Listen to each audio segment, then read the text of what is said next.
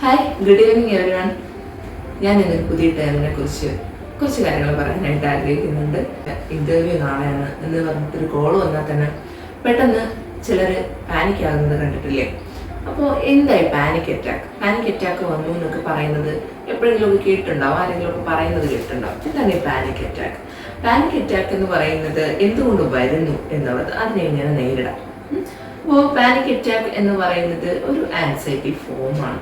അതായത് എല്ലാ മനുഷ്യർക്കും ഈ പറഞ്ഞ പോലെ എല്ലാ കാര്യങ്ങളും ഫേസ് ചെയ്യാനുള്ള ഒരു ധൈര്യം അല്ലെങ്കിൽ കോൺഫിഡൻസ് കാര്യങ്ങളൊക്കെ എല്ലാവർക്കും ഉണ്ടാവണമെന്നില്ല.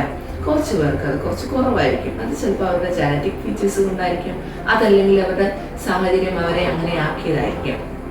കാരണം പണ്ട് മുതൽക്ക് വീട്ടിൽ എന്ത് ചെയ്തിരുന്നാലും സപ്രസ്ഡ് ആക്കി വളർത്തുന്ന ഒരു കുട്ടിയെ സംബന്ധിച്ച് എന്ത് ചെയ്തിരുന്നാലും അന്നിങ്ങനെ തെറ്റ് പറയുന്നത് തെറ്റ്, ചെയ്യുന്നത് തെറ്റ്, അത് ഇങ്ങനെ ചെയ്യാൻ പാടില്ല, ഇതിങ്ങനെ ചെയ്യാൻ പാടില്ല, ഇതിങ്ങനെ പറയാൻ പാടില്ല കുട്ടിയെ സംബന്ധിച്ച് അയാൾക്ക് ഈ പറഞ്ഞ പോലെ പിന്നീട് അയാളുടെ വളർച്ചയിൽ അല്ലെങ്കിൽ കുറച്ചുകൂടി വലുതായി കഴിയുമ്പോഴത്തേക്കും അയാൾക്ക് ഒരു 4 പേര് ഫേസ് ചെയ്ത് സംസാരിക്കാൻ പറഞ്ഞാൽ ആ കുട്ടി ബുദ്ധിമുട്ടുന്നത് കാണും. നമ്മളിപ്പോൾ ഒരു സ്റ്റേജിൽ കയറി ഒരു പാട്ട് പാടാൻ പറഞ്ഞാൽ പോലും ഞാൻ പാടി തെറ്റിപ്പോകുമോ, അല്ലെങ്കിൽ എൻ്റെ സൗണ്ട് കുറവായിരിക്കുമോ, അല്ലെങ്കിൽ തെറ്റിപ്പോയാൽ അതിനെ കളിയാക്കുമോ, വഴക്ക് പറയുമോ, അങ്ങനെ ചിന്തിച്ചു എന്നുവെച്ചാൽ ഒരു കുഞ്ഞു കാര്യമായിരിക്കും, പക്ഷെ അതിനെക്കുറിച്ചുള്ള ചിന്ത ഭയങ്കര വലുതായിരിക്കും.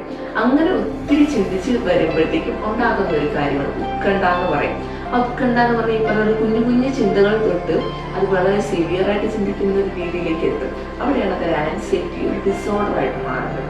അപ്പൊ ഈ കുഞ്ഞു ചിന്തകൾ ആവശ്യമാണ് അല്ലെ? നമ്മൾ ഒരു പരിധി വരെ നമുക്ക് അത്യാവശ്യം ടെൻഷൻ അല്ലെങ്കിൽ ചെറുതായിട്ടൊരു ആൻഷ്യസ് അല്ല എങ്കിൽ നമ്മളൊരു കാര്യം പ്രോപ്പറായിട്ട് ചെയ്യില്ല, നമ്മൾ അതിനുവേണ്ടി പ്രിപ്പയർ ചെയ്യില്ല അല്ലെ? അപ്പൊ അതൊരു നല്ല കാര്യം കൂടിയാണ്. എന്നാൽ ഇത് എങ്ങനെയാണ് മോശം കാര്യമായിട്ട് മാറിയത്, അല്ലെങ്കിൽ സിവിയർ കണ്ടീഷനിൽ നമ്മൾ അതിനെങ്ങനെ കൈകാര്യം ചെയ്യാം എന്ന് നോക്കാം. അപ്പൊ ആൻസൈറ്റിയുടെ ഭാഗമായിട്ടാണ് പലപ്പോഴും പാനിക് അറ്റാക്സ് വരാറുള്ളത്.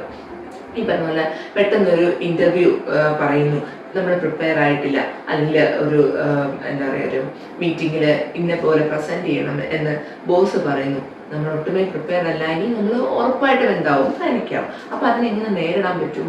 അപ്പൊ അതിന് സൈക്കോളജിയിൽ CBT എന്ന് പറയുന്നത് കോഗ്നിറ്റീവ് ബിഹേവിയറൽ തെറാപ്പി എന്ന് പറയുന്ന സംഭവമുണ്ട്. അപ്പൊ അതിനകത്ത് തന്നെ വരുന്ന കോഗ്നിറ്റീവ് ബിഹേവിയർ മോഡിഫിക്കേഷൻ എന്ന ഒരു പ്രോസസ്സ് വെച്ചിട്ട് എന്തൊക്കെയാ ചെയ്യേണ്ടതെന്ന് വെച്ചാൽ, ഫസ്റ്റ് ഓഫ് ഓൾ നിങ്ങൾ സെൽഫ് ഒബ്സർവ് ചെയ്യാന്നുള്ളതാണ്. അപ്പോൾ ബോസ് ഒരു കാര്യം പറയുന്നു, നാളെ നിങ്ങൾക്കൊരു മീറ്റിംഗ് ഉണ്ട്, അതിൽ ഇന്നൊരു ടോപ്പിക് ഉണ്ട്, അത് നിങ്ങൾ വേണം പ്രസന്റ് ചെയ്യാനെന്ന് പറയുന്നു. വെറുതെ പോയിട്ട് നമുക്ക് പ്രസന്റ് ചെയ്യാൻ പറ്റുമോ? ഇല്ല. അപ്പൊ നമ്മൾ അവിടെ എന്ത് ചെയ്യണം? അതിന് വേണ്ടിയിട്ട് പ്രിപ്പയർ ചെയ്യണം, സെൽഫ് ഒബ്സർവേഷൻ ചെയ്യണം. നമ്മളെ തന്നെ നമ്മളൊന്ന് ഒബ്സർവ് ചെയ്യണം. നമുക്ക് എത്രത്തോളം അതിനെ പറ്റിയിട്ട് അറിയാം, നമ്മൾ എത്രത്തോളം വിവരങ്ങൾ അതിനെ പറ്റിയിട്ട് കളക്ട് ചെയ്തിട്ടുണ്ട്, അല്ലെങ്കിൽ അത് സംസാരിക്കാനുള്ള വാക്കുകൾ നമ്മുടെ കയ്യിലുണ്ടോ, നമുക്ക് അതിനുള്ള അറിവുണ്ടോ എന്നുള്ളത് ആദ്യം നോക്കണം. ഇനി അത് ഇല്ല എങ്കിൽ അറിവോ വാക്കുകളോ അല്ലെങ്കിൽ അതിനുള്ള മെറ്റീരിയൽസോ കാര്യങ്ങളോ ഒന്നും നമ്മുടെ കയ്യിലില്ല എങ്കിൽ നമ്മൾ എന്ത് ചെയ്യണം? സംഘടിപ്പിക്കണം. അത് എങ്ങനെ സംഘടിപ്പിക്കാം? അതാണ് അടുത്ത ചിന്തിക്കേണ്ടത്. സംഘടിപ്പിക്കുക, കാര്യങ്ങളെല്ലാം നമ്മൾ റെഡിയാക്കി കഴിഞ്ഞാൽ, പഠിച്ചു കഴിഞ്ഞാൽ, മനസ്സിലാക്കി കഴിഞ്ഞാൽ അതിനൊന്ന് സെൽഫ് ടോക്ക് നടത്തി നോക്കാം, ഒന്നുകൂടി ഒന്ന് പ്രസന്റ് ചെയ്ത് നോക്കാം. പ്രസന്റ് ചെയ്യുമ്പോഴത്തേക്ക് എന്ത് കിട്ടും?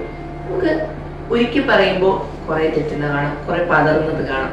അപ്പൊ എന്ത് ചെയ്യുക? ഒന്നുകൂടി പറഞ്ഞു നോക്കുക, കുറച്ചൊരു സമാധാനമായിട്ട് ഒരു ഡീപ് ബ്രീത്ത് ഒക്കെ എടുത്തിട്ട് പിന്നെയും ഒന്ന് റിലാക്സ് ആയിട്ട് സംസാരിച്ച് നോക്കുക. അപ്പൊ ഒരിക്കൽ പറഞ്ഞാൽ ആദ്യം പറഞ്ഞ കാര്യങ്ങളായിരിക്കില്ല രണ്ടാമത് പറയുക, കുറച്ചും കൂടെ റിഫൈൻഡ് ആയിട്ടുണ്ടാവും, കുറച്ചുകൂടെ ബെറ്റർ ആയിട്ടുണ്ടാവും, എന്തെങ്കിലുമൊക്കെ കുറെ കൂടെ ആഡ് ചെയ്യാൻ നമുക്ക് കഴിഞ്ഞിട്ടുണ്ടാവും. കുറച്ച് നമുക്ക് ചിന്തിച്ച് നമ്മുടെ കയ്യിലുണ്ടായിരുന്നു, നമ്മൾ കളക്ട് ചെയ്ത് വെച്ചിട്ട് നമ്മുടെ ഓർമ്മയിലുണ്ടായിരുന്നു, നമ്മുടെ അനുഭവത്തിൽ നിന്ന് വന്ന കുറെ കാര്യങ്ങളോട് നമ്മൾ ചിലപ്പോൾ ഇൻക്ലൂഡ് ചെയ്തിട്ടുണ്ടാവും. അപ്പൊ നമുക്ക് ആ പ്രസന്റേഷൻ കുറച്ചുകൂടെ ഈസി അല്ലെ, കുറച്ചുകൂടെ ഭംഗിയായിരുന്നു നമുക്ക് തന്നെ തോന്നും അല്ലെ? അപ്പോൾ സെൽഫ് ഒബ്സർവേഷൻ നടത്തുക, പിന്നെ സെൽഫ് ടോക്ക് നടത്താം അല്ലെ? അപ്പൊ അങ്ങനെ സെൽഫ് ടോക്ക് നടത്തി ചെയ്ത് നോക്കുമ്പോഴത്തേക്കും നമുക്ക് മനസ്സിലാവുന്ന കാര്യം എന്താ? കുറച്ചുകൂടെ നമ്മൾ ഇമ്പ്രൂവ് ആയിട്ടുണ്ട്. അപ്പൊ ആ ഇമ്പ്രൂവ് വഴി നമുക്ക് എന്തുണ്ടാവും? സെൽഫ് കോൺഫിഡൻസ് കൂടും. അപ്പൊ ഒരു ആത്മവിശ്വാസം ഉണ്ടാവും സംസാരിക്കാനായിട്ട് അല്ലെ? അവിടെ നമുക്ക് ഒരു ചോദ്യം വന്നാൽ ഈ പറഞ്ഞ മെറ്റീരിയൽസിന്റെ അഭാവമോ കാര്യങ്ങളോ കൊണ്ട് നമുക്ക് ആ ചോദ്യം നേരിടാൻ പറ്റാതെ ആകരുത്.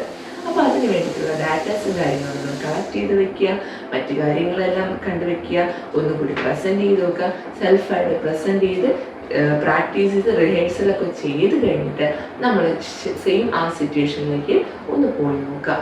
അവിടെ നമുക്ക് ഇത്രയും ടെൻഷനോ ആൻഷ്യസോ പാനിക് അറ്റാക്സോ ഒന്നും വരാതെ നമുക്ക് ഡീൽ ചെയ്യാൻ പറ്റും. കാരണം നമ്മൾ ഓൾറെഡി പ്രിപ്പയർഡ് ആണ്. നമ്മൾ ചെന്ന് നിൽക്കുമ്പോഴത്തേക്കും ഇങ്ങനെ ഒരു കാര്യം ചെയ്യൂ എന്ന് ബോസ് പറയുമ്പോഴത്തേക്കും ധൈര്യമായിട്ട് എണീക്കാം.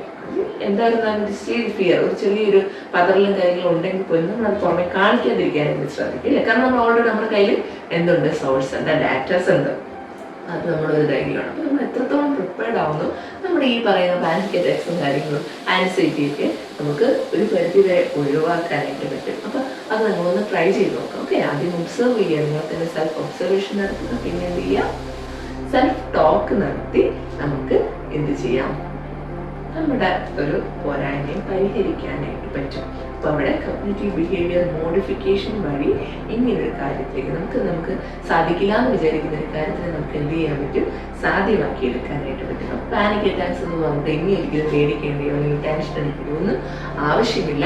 ഇതുപോലൊന്ന് ട്രൈ ചെയ്തോ. Okay, thank you.